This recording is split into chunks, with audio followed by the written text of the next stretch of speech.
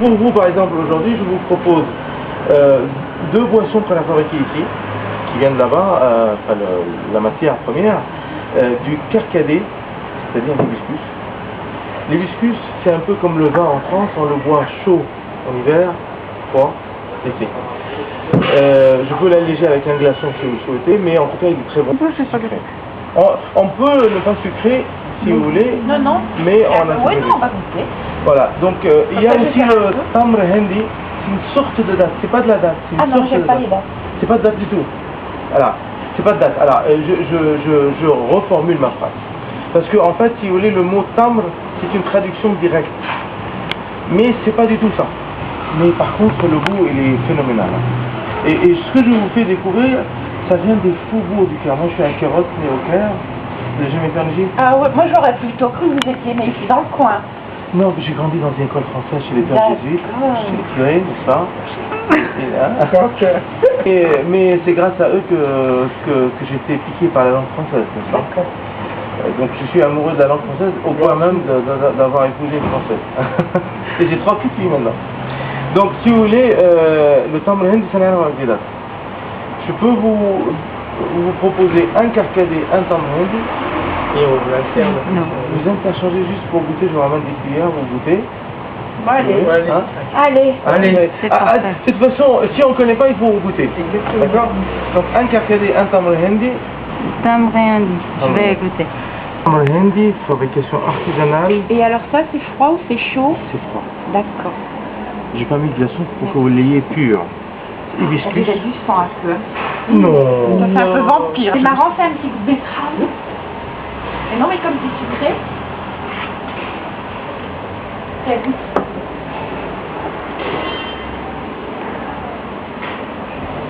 Ah oui, c'est étonnant. Ah oui? Oui, au fond de... À votre tour de lui faire goûter le tamr.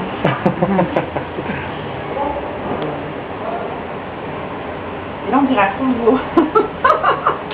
C'est marron pareil, mais c'est pas pareil. Hein. Elle voit tout de suite l'aspect visuel. Ah. Non. J'aime pas l'acidité. Ouais. Mais ça n'a rien avec la date. C'est ma formulation qui n'était pas bonne. J'employais plus ce mot-là. C'est pas de date.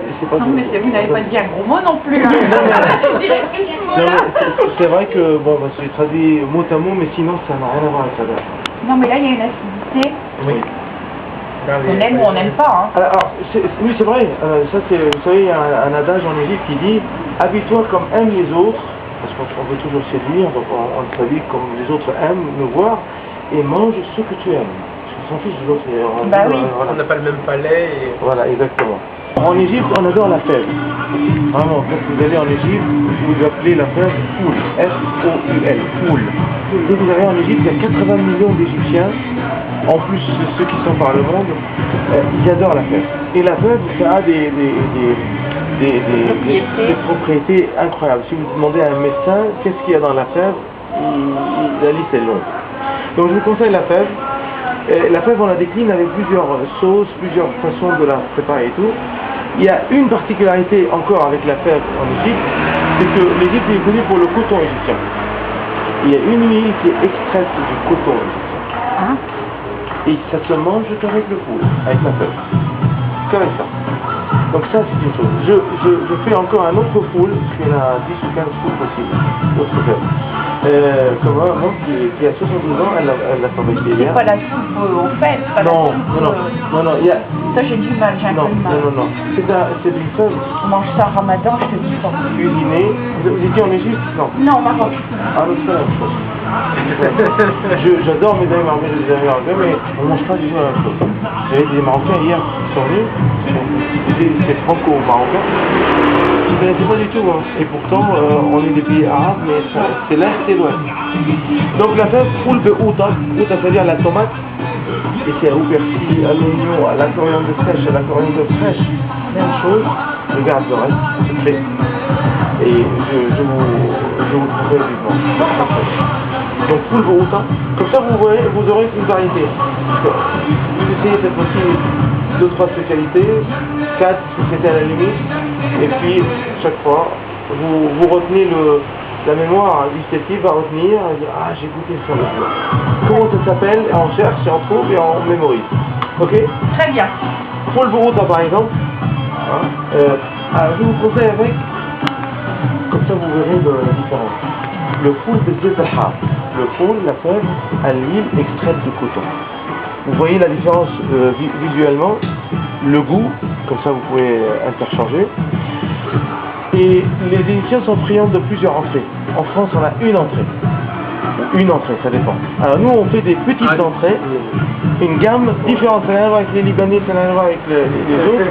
Mais, donc 5 entrées, comme ça vous dégustez d'un coup une pléiade d'entrées. Le foul Bourouta, le foul Bezet al-Har, ça fait 2. Et je vous mets le premier ex-aequo avec le foul Bezet al-Har, la tarmeya. La tarmeya, c'est quoi? Ce sont des boulettes. C'est un concentré, ça arrive avec les boulettes du Maghreb. C'est un concentré d'herbes et de légumes, une dizaine d'herbes et légumes. Je ne sais pas mes mots. Si je vous dis qu'il y a de la nette, du persil, de la coriandre fraîche, sèche, de l'ail, de la fève, et il y en a d'autres. Pareil, je garde cette section. Et on mixe le tout et ça descend chaud. Si vous mangez ça en Égypte, vous allez voir que les restaurateurs en Égypte, ils sont spécialisés. Ce que je vous fais là, c'est de la folie pure. Parce que là-bas, c'est pas comme ça. Là-bas, c'est chaque spécialité, chaque ligne, c'est un restaurant. Que ça. Donc moi, j'ai essayé de faire au plus fort possible. Voilà. La tarmeya, vous allez dans un restaurant qui fait foule et tarmeya, le premier ex-aequo national, et il vous fait la tarmeya devant vous. Chaude. Là, je fais la même chose. Donc tarmeya et foule ensemble, assiette et assiette, un foule Bourouta. Sachez que ces 4 boulettes, donc ça va pas aller loin, c'est juste à déguster. Donc il vous faut une 3e assiette. Vous êtes 3, il vous faut une 3e assiette comme il faut à la française, franco-égyptienne, parce que ici c'est une société qui s'appelle France-Égypte. La 3e spécialité, je vous conseille le koshari, c'est le numéro 2 national. Comme ça, le koshari c'est le numéro 2 national. C'est très très très bon. C'est léger et consistant à la fois. La cuisine égyptienne est très, très équilibrée. Il n'y a pas la lourdeur de gras chez nos amis les Marocains. J'aime beaucoup le couscous à la harissa. J'aime beaucoup les pastilles à tout ça, mais ça n'a rien à voir avec l'Égypte. L'Égypte, il est léger. Il mange, on est bien, mais on ne sent pas.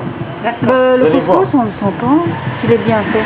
Ah, mais avec la harissa, on le sent. Madame, elle mange pas beaucoup de piment. Ah, la harissa, mais qu'est-ce que Ouais, c'est bon, un couscous? c'est pas la rissa qui rend lourd, hein. La rissa, elle non. t'arrache la bouche. Elle arrache. Ah non, c'est digéré un bon couscous bien fait. Je vais vous étonner parce que vous allez découvrir la cuisine égyptienne.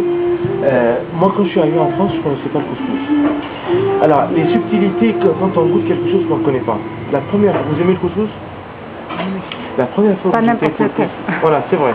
Ah, et ça dépend si c'est qualité. couscous algérien ou marocain ou autre. La première fois que j'ai goûté le couscous, j'ai pas accroché. La première fois. Et après, j'allais manger une deuxième fois. Maintenant, je suis accro à ça. J'adore ça. Comme quoi, on peut ne pas aimer tout de suite la chose. Oui. Bah oui, Et on s'habitue après. Mais le meilleur couscous que j'ai goûté, c'est juif tunisien. Bonjour monsieur. Donc je vous lance koshari, foul Bourouta, tarmeya et foul Bezet al-Har avec les 5 entrées. Ça marche?